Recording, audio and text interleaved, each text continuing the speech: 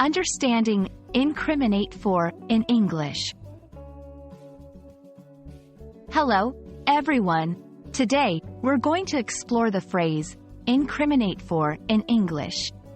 This phrase is vital in both everyday conversation and legal contexts. We'll break down its meaning, usage, and give examples to help you understand and use it correctly. Incriminate means to accuse someone of wrongdoing or to provide evidence that someone is guilty of a crime. When we say incriminate for, we are talking about accusing someone of a specific crime or action.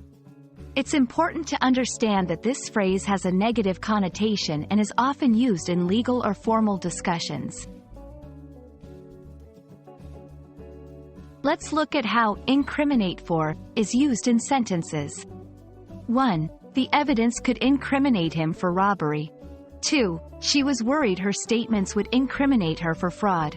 In these examples, the phrase is used to link the person with the specific crime they are being accused of.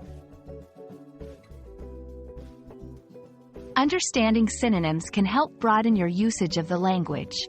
Similar phrases include charge with, more formal, often used in legal contexts.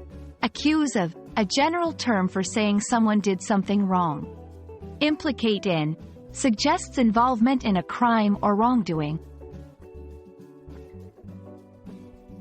Avoid confusing incriminate for with incriminate in. While for specifies a crime, in suggests involvement in a situation or event. For example, incorrect, he was incriminated in burglary. Correct, he was incriminated for burglary. I hope this video helps you understand the phrase incriminate for better. Remember, it's a powerful phrase used primarily in legal contexts, so use it carefully and accurately. Happy learning, and see you in our next video.